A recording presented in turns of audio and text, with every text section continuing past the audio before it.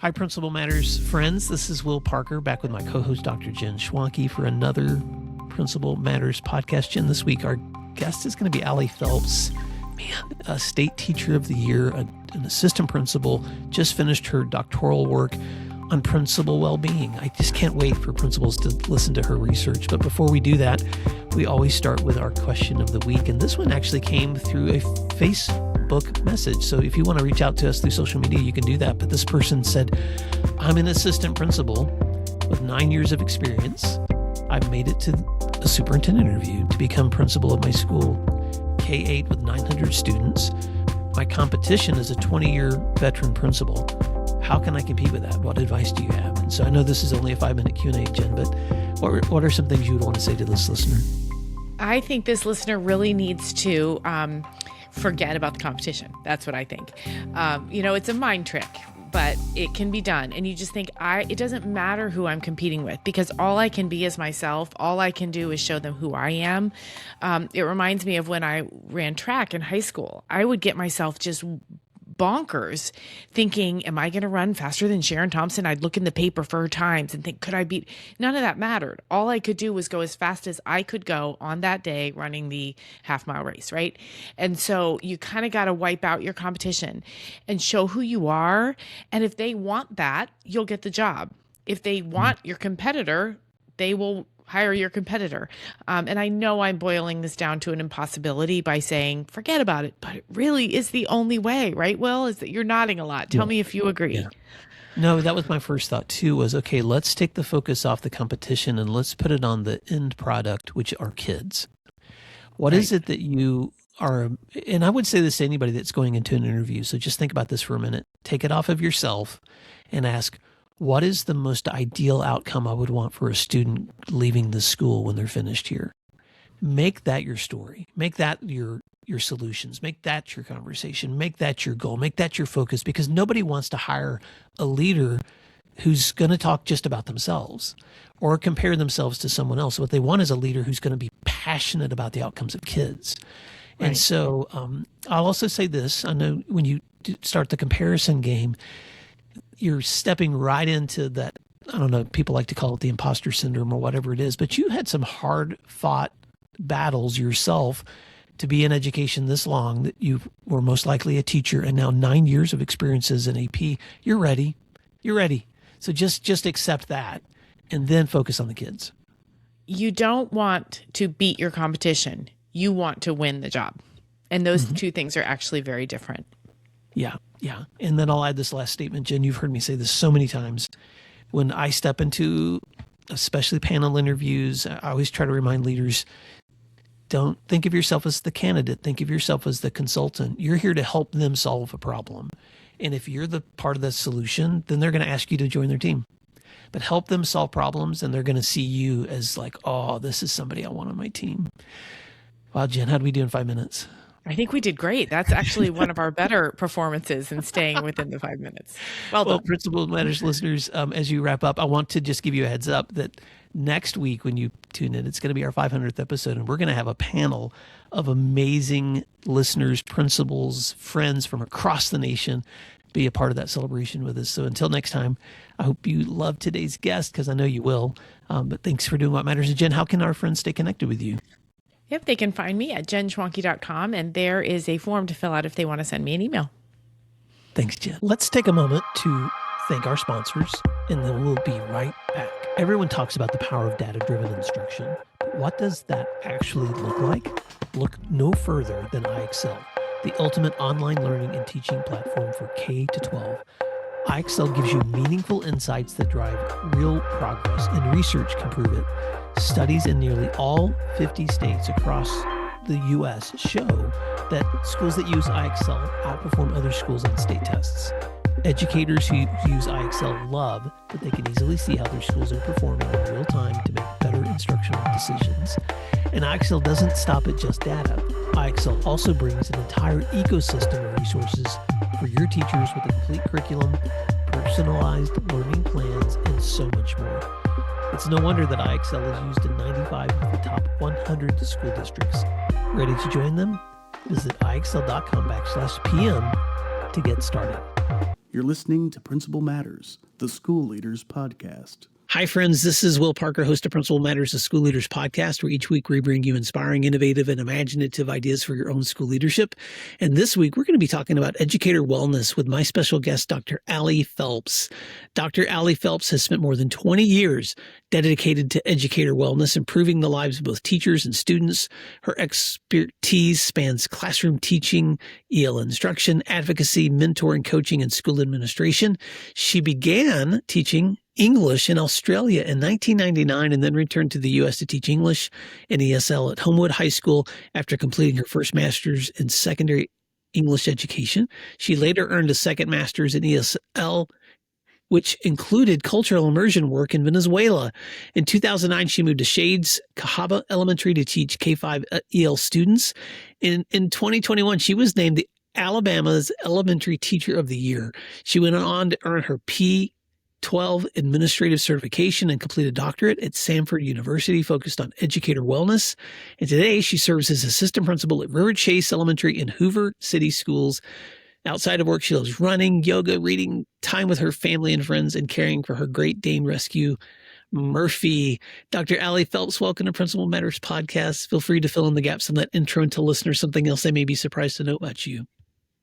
Oh my gosh. Well, I'm so excited to be here, and I care deeply about this topic and this noble profession that we share. So it's wild hearing that bio. And yes, I've been in education since 1999. So I think something that is worth noting is that I am currently an assistant principal, but the bulk of my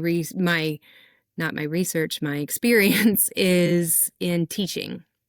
And up until 2 years ago, that was my full-time life and career. And I switched over to administration. And so I am constantly finding myself as the oldest one at the table and the one with the least experience. And surprisingly, I'm okay with that. I'm a learner. I'm a lifelong learner. It's always been a core tenet of my teaching philosophy and just my beliefs. And so I'm comfortable in this spot. And even though I didn't see myself in administration initially, but it's exactly where I'm supposed to be. I know that for sure, even though I couldn't ever have thought of that in years past. So that's me. And I have 2 adult children that still keep me busy, even though they're not at home with me. And I just love what I do. I do love this field and the work and learning about best practices and talking about wellness. So I'm super excited to do that today. Well, just so listeners have some context, you and I met in person in Alabama a year ago when I was doing some work. They had a series of assistant principal conferences across the state, and I can't remember actually which one I met you at, Alli. Do you remember where we were? Oh, I very clearly remember. And yes, I don't think I mentioned that when I first started talking, but I have such deep gratitude for you, Will, and I'm so excited and honored that you asked me to talk today. But the first time I heard you speak was you were the keynote speaker at our class conference in Birmingham here, and you spoke about your book, and you spoke about wellness and taking care of ourselves. And I used the oldest person at the table and the one with the least experience. But prior to you getting up and talking, I literally was talking to great big huge conference ballroom, and the people at my table, which were all younger than me, administrators, but had all had more experience. And I was telling them about my interest and they were asking me about my dissertation, and you started talking, and they all looked at me and they were like, oh my gosh, you've got to go talk to him. You've got to, oh, this is amazing. Cause they were so interested in what we care about, as well. So I, hightailed it up to the front and near the stage and, introduced myself. And I'm so glad I'm not shy about that because I'm so glad to know you and your work. Okay. That's when we met. Yes, it was in Birmingham. And one of the reasons I was having a hard time remembering the city is that there are three that were hosted across the state. One of them in Mobile got canceled, and then the Birmingham one was still on. And then there was another one that was still open. But I ended up flying into Atlanta. It was snowing so badly I couldn't get a plane to the next place. So I had to rent a car. It was crazy. So by the time you saw me speaking that morning, it had been quite a ordeal to get to where I was, because you guys don't get that kind of snow normally in that part of Alabama. Right. But most of my listeners know I have a book that I wrote back after COVID called Pause, Breathe, Flourish, Living Your Best Life as an Educator, which is all about my own journey through struggling with burnout, trying to figure out how to do this work sustainably, and the hard conversations I kept having with leaders who didn't want to just talk about practice. They also wanted to talk about, man, how do I do this so that I can still be authentically who I am, take care of my family? And that's why it's such a joy to bring you to this conversation, Alli, because not only was that something that you and I connected around that day at that conference, you were already doing research into this topic. You spent your entire dissertation research around this topic. You connected with people across the U.S. I introduced you to some of them, and you connected with them and with others to just gather in this information. So I wanted to give listeners the opportunity to have the privilege I've had with you, even off the recording, to just learn what you learned. So you finished your research in Educator Wellness. And when this comes out, by the way, we're going to be probably long past your receiving your degree, because this will be published or released in the spring of 26, but we're recording this at the end of 25. Can you take us through the process of your research and what was involved in gathering the data and feedback as you really wrestled with this idea of educator wellness? Yeah, absolutely. Well, as you mentioned in my bio, I was the Teacher of the Year for Alabama in 2021. And that really, I think that's important to mention because I had my own struggles with burnout, as you referenced your struggles, and just teaching through COVID and its challenges and personal issues, personal things. And so, through that Teacher of the Year process, all of a sudden I found myself deeply loving my work, but also close to burnout. And, those aren't mutually exclusive. But in my head, I was like, okay, now I'm going to be speaking across the state about this, and how did I get here in that capacity? So I knew when I started my doctorate and my classes, I knew that was important to me because I had found some strategies and some support along the way that brought me back into what I loved, and then also brought me to administration. So initially I was really thinking about teacher wellness because, as I mentioned, that was the bulk of my experience in education. And I had personally, as a teacher, been affected by strategies involving teacher wellness and things that I had been trying to do and had success with. But the more I looked into it, the more I realized the significant gap in the research around administrator wellness and administrative care.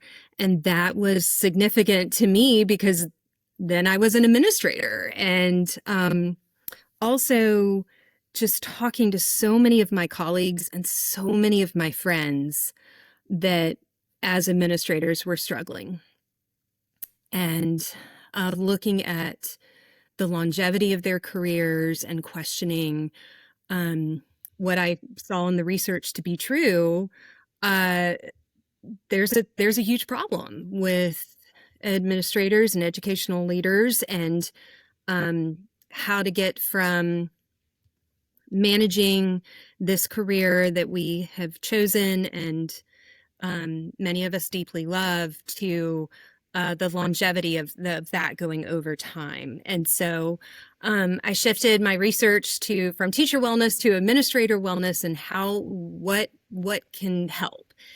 And thankfully, meeting Will, and just, gosh, God wink, right place, right time. I don't know, but you put me in touch with all these amazing principals of the year and assistant principals of the year that I was able to interview for my research on administrator wellness. And it was important to me that I look at that. I look at, I label them as high performing, and that was how I kind of narrowed that sample, is looking at not only had they won the award, but they were still boots on the ground doing the hard work in schools.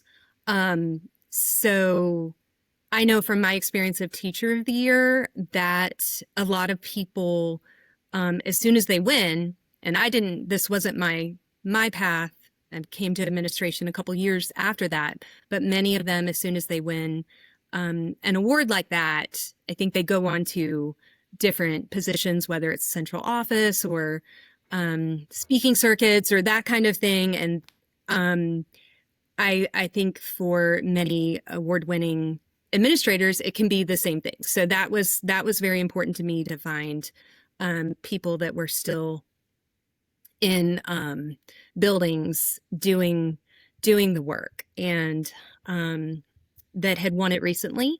So within the last 3 years, and I was able to interview across the country these amazing leaders, and gathered that data and did a qualitative study looking at what routines and interventions they use to enhance their resiliency and really take care of themselves in this career. So I nerded out hard over this research, and they were amazing people. I'm so lucky I got to talk to them. Well, I'll jump in here to say a couple of things, Alli. I probably said this to you the very first time we met, which was, when I wrote my book, it was based on both practice, but also experience, but also just viewing the work through the lens of my own experience, but also the experience of others that I knew who were trying to find sustainability in how hard this work is. But I have said out loud for years, man, I wish I knew somebody who actually had the research to show some data around this. And you did that. You spent your dissertation really digging into, let me talk to leaders in the field who are still doing the work, who have proven through their experiences that they've led their schools to high achievement, and yet they're human. And so how have they wrestled with this in their lives? And I'm going to go ahead and just say on the front end, because you've shared with me before, the three areas that you pull out from your research, because I want you to just dive into each of these in just a moment. But you've pointed out, 1, the importance of physical wellness, 2, the importance of strong boundaries, and 3, aligning your values with your work. So I want to just take each of those one at a time, because, you finished your research here. So take us through some of those takeaways. What takeaways stood out to you as the most interesting or compelling among those 3 areas, or anything else that you would like to unpack? Sure. Well, those were the 3 major themes that kept coming up. The most coded was the physical wellness piece, and specifically physical exercise and movement. So when I talk about physical wellness, I'm looking at nutrition and hydration, sleep, and movement and exercise. So the questions I asked really centered around those three. And for the majority of them, the movement piece was just critical to their wellness, and they felt like it enhanced their resiliency. It impacted their decision making, their ability to, in all areas, just perform better, be more high performing. So that was pretty expected, actually. I didn't, that wasn't that surprising to me. Mm-hmm. It's like one of those things that everybody says, well, you should drink more water. But like seeing that they really put in the time, and made that a priority, which goes to the second theme, which would be strong boundaries. So, they were so disciplined and firm with their boundaries, especially, when it comes to physical wellness, and also their personal time, their family time. One of my favorite quotes from one of the participants was, "You have this job to support your family. You don't have this family to support your job." So that idea of nurturing as a father, as a mother, as a sister, as a friend, even nurturing yourself, but really being very firm about that time away from work, and implementing different things to make sure faculty and staff is aware of that, respecting that time, and also modeling that for others. So I'm going to send an email to you, if it can wait. I'm not going to call you, because you're not going to call me unless it's an emergency. I'm not going to send you text messages past whatever time, and I wouldn't expect you to send me text messages. So all of those things that were strongly communicated and really well respected for themselves. And I've heard that before lots, that boundaries are really for ourselves and not for others, right? But hearing them open up so much about that and the firmness of that was pretty interesting. And then the third theme was, of course, service and servant leadership and aligning values with work. And that probably didn't surprise me that much either, just because we are a service profession, and so many of us come into this field not for the money, and that's a common educator joke, I think. But as you move up, especially in administration, the face-to-face time with students, and being in classrooms reduces, and that's just a typical thing that happens. But that can cause a distance. So, from the very thing that brought us to this field in the first place, right? So these people that I was talking with, again, they're just so amazing. Just really being intentional about articulating, connecting their daily work to those values, whether that was a gratitude practice of writing a positive note every day, community engagement, doing something service oriented, that maybe wasn't directly associated with the day-to-day school hours of work.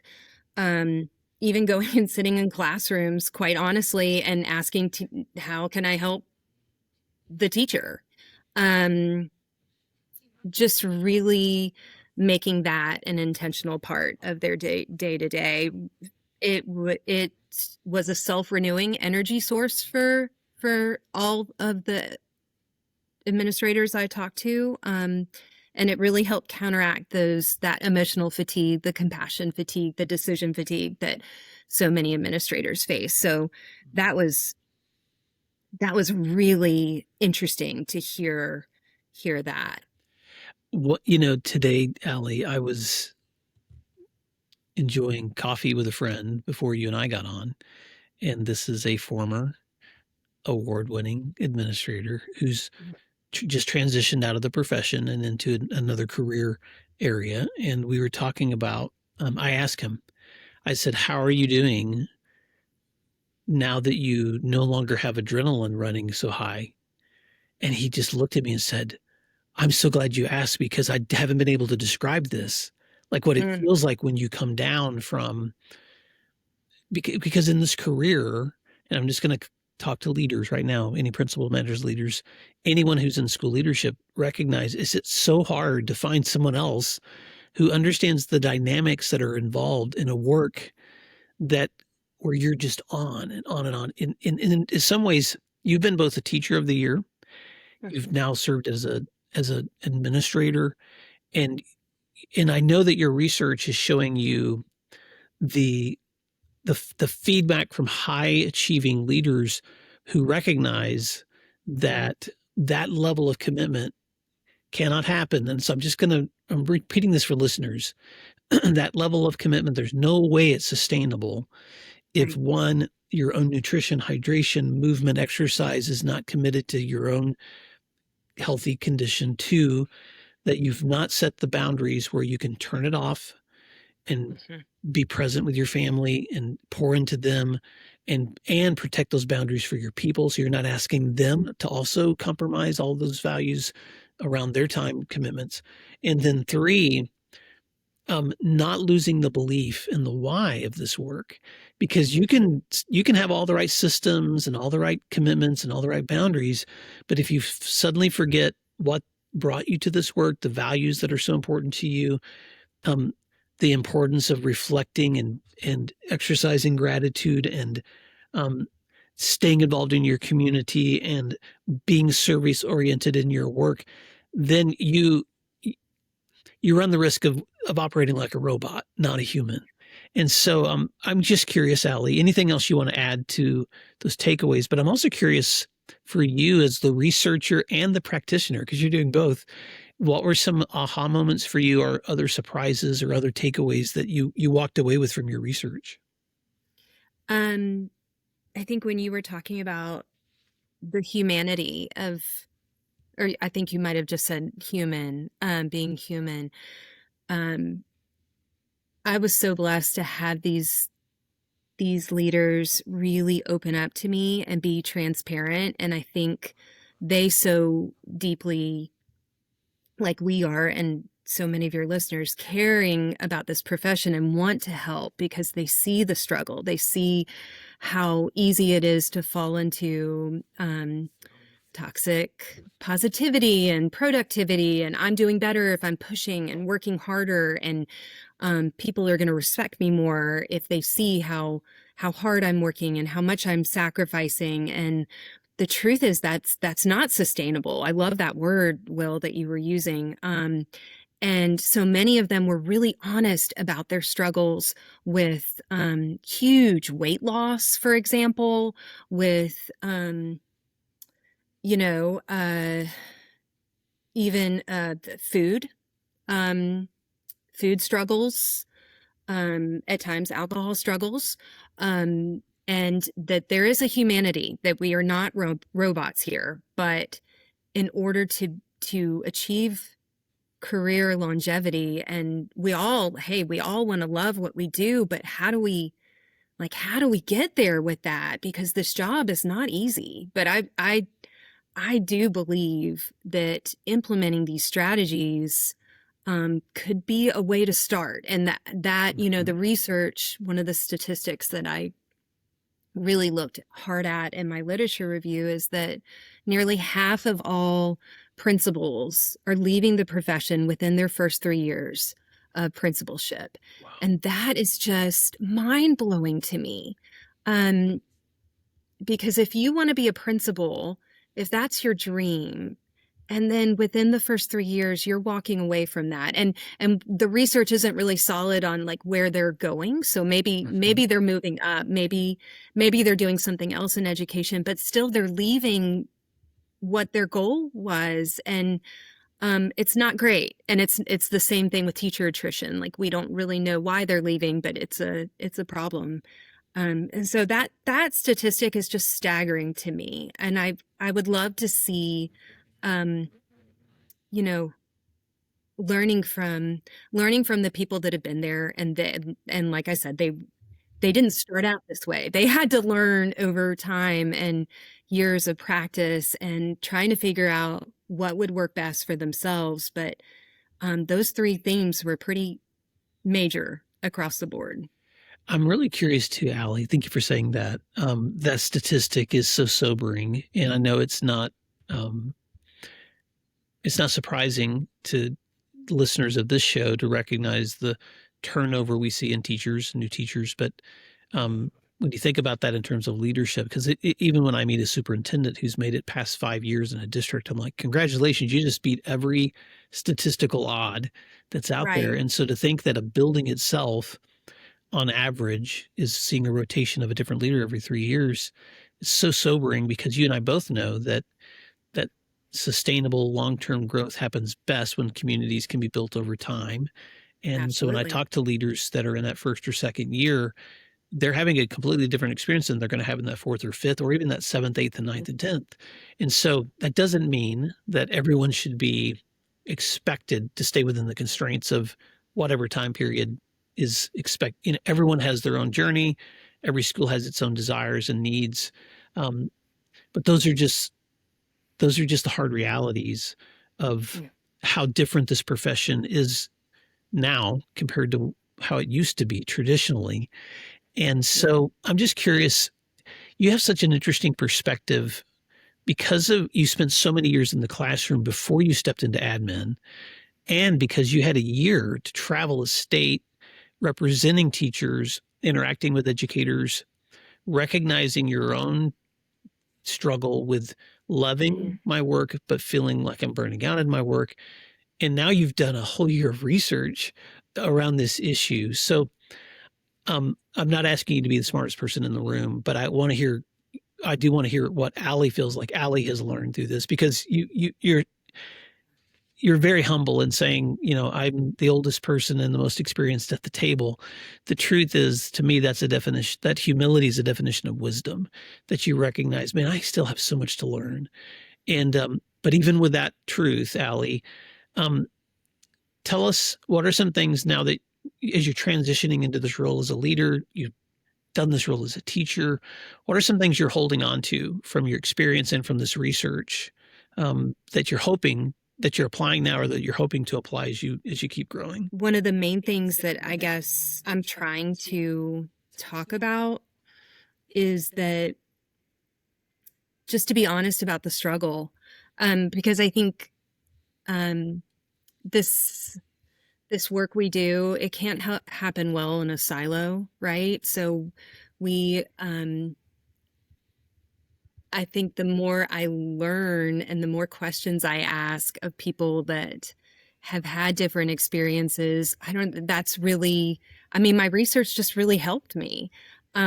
Just listening to struggles and successes and those themes with my own life. And it was interesting too, with my own life, they've helped me. I've really become more diligent with my, even like with my phone use. I mean, to be honest, and putting my phone on do not disturb. But when I was finishing my interviews, they lasted, 45 to 60 minutes. But at the end of the interviews, I felt like many of the participants reported like they felt the same thing. So it was a reciprocal kind of thing. They were like, you've given, just for me talking about, because I'm not talking about myself at all, but they're telling me they're reminded of their own best practices and strategies and things that they want to implement. And, I feel like our school year calendar, the regular calendar, a lot of that goal setting and those reminders and those things that like we want to achieve, and that we know we should be doing with our health, and our time. A lot of that happens at the start of the school year and then again in January, right?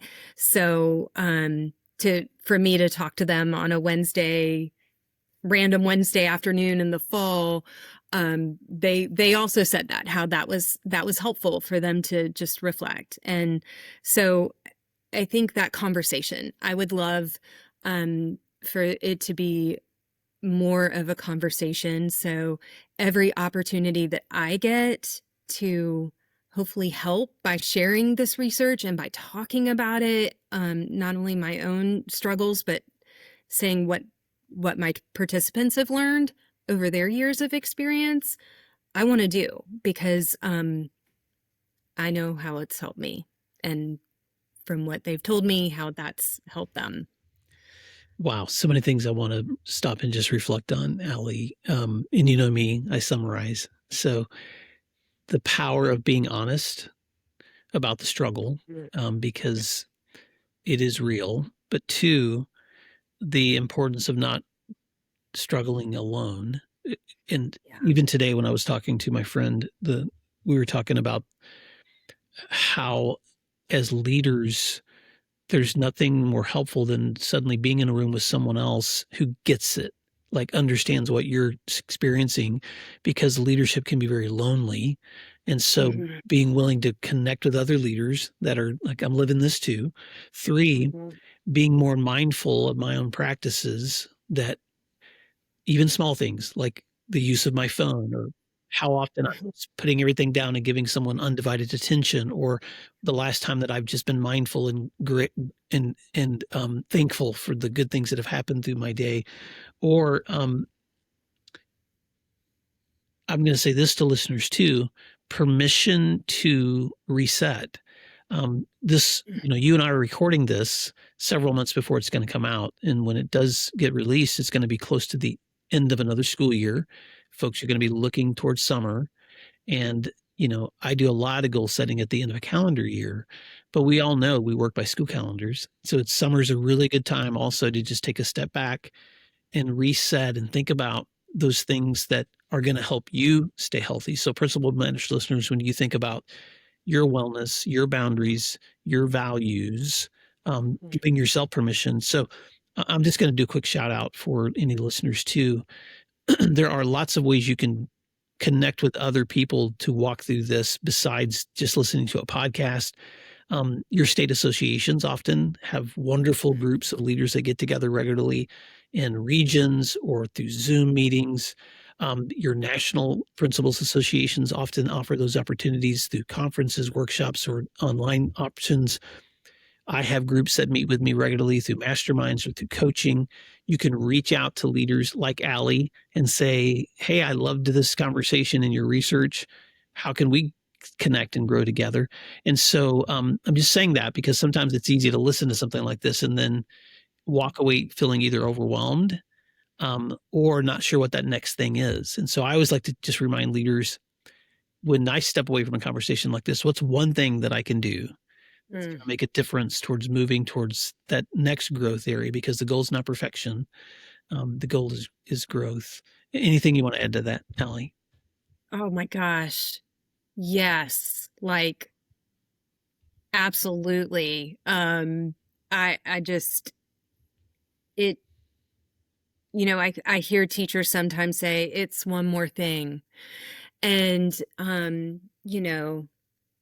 nothing's more important than our time and our energy. Right. But, I know the overwhelm and the stress that, yes, you're right, these conversations can absolutely have. I think that's brilliant, Will, to say, like, what's one takeaway? What's one thing? I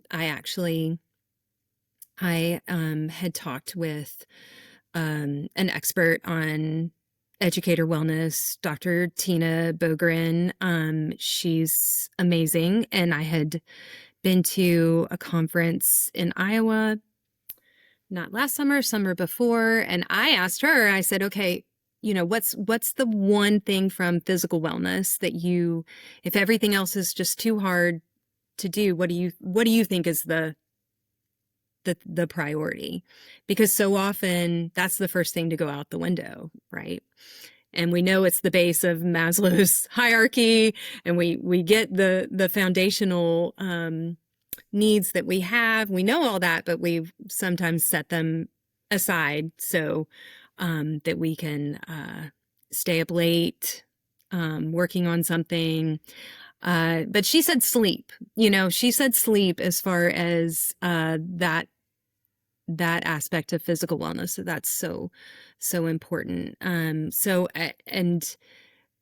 think when I asked her, I was sort of maybe feeling overwhelmed too, and was like, okay, if I just got one thing, what should my one thing be? And I would also say that at different parts of the year, I try to focus on a different aspect of wellness, but then I make like goals for the year. And as you said, this podcast, I think that it's going to be coming out at like such a great time to have that reflection over the summer. And not only for yourself, but for the teachers and the faculty and staff that you work with, to encourage them that way too.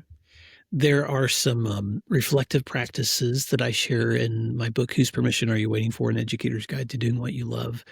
And I don't share them because they're unique. I share them because what I have, and I know you know this too, Alli, experienced is that it's not the tool, but it's actually the action of reflecting that gives me the opportunity to. You've got a copy of the book that you're showing me right now, but it's the action of reflecting that often gives me that perspective that I need to do the reset. And so obviously, Principal Mentors listeners, if you want to check out some of the resources in the book, you can. I've also shared those same reflective practices on posts and other places on my podcast. But Alli, as we wrap up, I just want to make sure we do two things as we leave this conversation. One, I want listeners to know how they can stay connected with you. And also, if they want to have any feedback from you, we'll put as much in the summary with this podcast on my website at williamdparker.com. But other people may want to reach out to you for copies of your research or information. And then finally, just any parting words that you would want to make sure to leave with listeners as we wrap up today's talk. Yeah. Well, I guess I don't really have a great way to connect with me other than my email and my, I'm happy to give you my Instagram and connect that way. I'm certainly not a huge social media person, but that may actually be a good way to connect. I don't know. But I would love to connect. So, yes, I would love to share my email in the summary notes. And I think, one of the biggest things is don't light yourself on fire trying to keep everybody else warm is, I think, what I would say.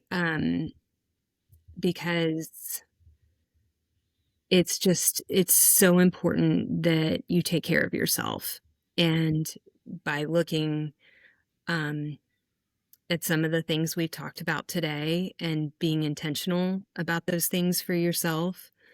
And I want to say being a little selfish about it, because if you don't, then we know what's likely to happen. So in order to be your best self and live well and really live your best, very best life, I think you have to reflect and be intentional that way. Oh, that's so good. Alli, most of my listeners know that my faith is really important to me. And as I've been reading a lot of the stories from the Gospels this year, to me, there's no greater example of someone who was self-sacrificing than Jesus. And yet there's so many times in the stories of Scripture where he goes away alone. He finds a hiding place. He's on a mountain. And I've just thought about, wow, you can't find a stronger model of self-sacrifice, but also what a great model of, let me set the boundaries where I can refill so that I can then go serve. And so what I hear you saying is that we often mistake the giving and the serving and the loving and caring for others as a reason to not do that for ourselves. Yeah. And if we don't take time, and I know I'm preaching to the choir, but I'm going to say it again, we don't take time for that physical wellness and the strong boundaries and keeping our values aligned with our work, then we're running the risk of what you said, which is catching ourselves on fire in the attempt to warm others, or sometimes we call that smothering ourselves or not breathing enough or whatever. We can use all the analogies that we want. I use the analogy on the airplane of not putting on the mask. You don't put it on yourself first. You put it on yourself first, or you won't have the oxygen to put it on someone else. Alli, we will put a link to, in the show notes, we'll put your email address and Principal Managers. You can check out the show notes at williamdparker.com. But Alli, thank you so much for your research, but also for your leadership. You are an educator, an award-winning educator who's now really pouring into helping other leaders be sustainable in their work too. So thank you for all the work that you're doing. Thank you for letting us learn from you. And Principal Matters listeners, thank you for doing what matters. And we'll talk to you again soon.